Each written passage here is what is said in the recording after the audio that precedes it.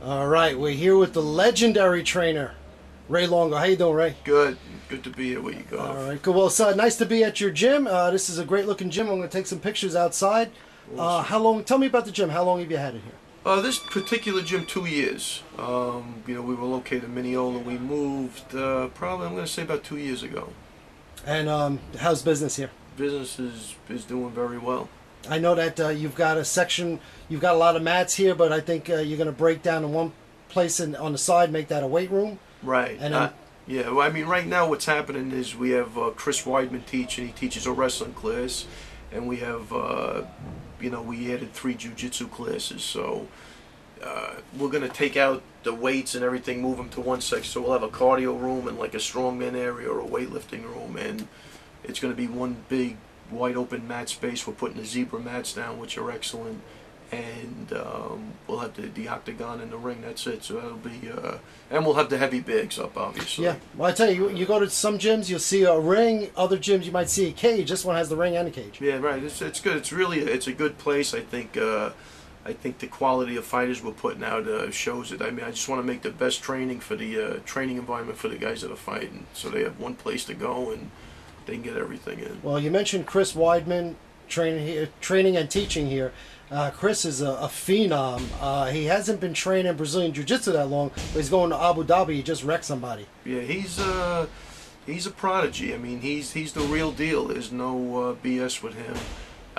It's great having him on board as the wrestling teacher, and his jiu-jitsu is crazy. His wrestling is off the hook, and I'll predict that he wins that. I don't care who they put in that thing. I think he's a problem for anybody right now, even at this young stage. But he's looking good. It's great having him on the staff. Yeah, no, his top game is phenomenal because he's got that wrestling background plus the jiu-jitsu working. Yep, awesome.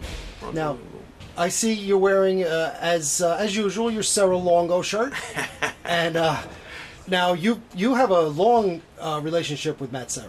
Oh man. I go back probably, I'm going to say 15 years with Matt, maybe 16 years. And, I mean, I think the team is just a result of our relationship, what's happened over the past couple of years, and, that's really basically it, man. We got, guys fighting that, they have to do the jiu-jitsu with him, and they have to do the stand-up with me, and so far it's been working. So yeah, well, we'll keep going with that. Right. Well, one guy you have, Al Iaquinta. I mean, this kid is just phenomenal. I mean, I saw him tear it up at the Ring of Combat. Yeah, Al is, besides being an awesome guy, he's, I think he could do it all. I mean, I think you see with Al, you see like he can blend the wrestling with the striking, and now his jiu-jitsu's getting good, so he's starting to throw his submissions in off the wrestling, so he's really, really looking good. He's starting to sit down on his punches a little bit. He's got a great stand-up game. Mm-hmm. He's got a great ground game, and he can blend it. He's one of the few guys that really goes from like the punch into the kick into the grappling back up to the punch, and he does it all, and he makes it look easy. Mm-hmm. And I see Nabi's training out here. And Nabi's looking good, man. Yeah. Nabi's he's got a great fight coming up with Chris Schlesinger. I think it's a good fight for both of them to see where they're both at. Right. Crazy Chris. I think they're both on a bit of a roll, and I think it's a good challenge for each of them, and we'll see. We'll see what happens. I'm confident that Nabi is going to win that fight. If he does the right game plan like we'll put together, I think he'll win it actually easy. Yeah, well, Chris is no slouch. Now, I know this is kind of a battle of Long Island with those two guys, because you've got Belmore Kickboxing versus the Ray Longo team here. Yeah, well, I mean, listen, Belmore, we've always been close, and I think we have a pretty good relationship. I think it's interesting more that they both kind of went to, not the same high school, but maybe like competing high schools, so it's not even like they're both from Long Island. They're both from like that Levittown, Plainview, Plain Edge, wherever the heck they're from over there. But it should be. I think it's good for the fighting. Crazy Chris is a wacky dude, and nothing's going to change. I think that's the one good thing I think about this fight, is because sometimes you run into this guy studied Gracie Jiu-Jitsu, we can't fight him, but these are two guys that know each other. We've obviously, I go to bring guys to spar at Belmore. Sometimes their guys come here. So, you know, at the end of the day, man, they're going to fight. And whatever happens, you know, we go back to the same relationship we always had. Or at least I hope that's the way it is, you know. Well, yeah, you know what? I mean, you got to be friends with people in the business, and just because the guy's at one camp doesn't make you enemies with the camp. No, definitely not, man. It's all about the spirit of the fight. And I think whatever happens, like, again, they'll be... you know, they'll be friends. Well, I don't know if they're friends, but I mean, it's really has nothing to do with. You don't have to be an enemy to fight a guy. Right. Put it that way. Right. Exactly. Well, Josh Barnett and Fedor are pretty tight. Now, Josh is out for the steroids, but they had no problem fighting each other. That's right. You know. And also good friends that were fighting were Matt Hughes and Matt Serra. Yeah, they were really close. You know. What do you think about that fight? I thought Matt Serra won it. You know, I'm sure Matt felt like he won. You know, I think Matt was very disappointed. I believe unequivocally Matt won that fight, and it's real easy. Let's break it down to, and I've said this before, you know, Matt wins the first round, Hughes wins the second round. Let's just call that for pretty sure. I say they both have takedowns in the third round. Matt does more in his 40 or 50 seconds with the ground and pound than Hughes did on top, and that's the difference in the fight to me, man. I mean, I think it's really, I honestly believe that's black and white. I mean, when Matt was off his back, he had a couple of omoplatas he was going for, got him up, didn't take any damage.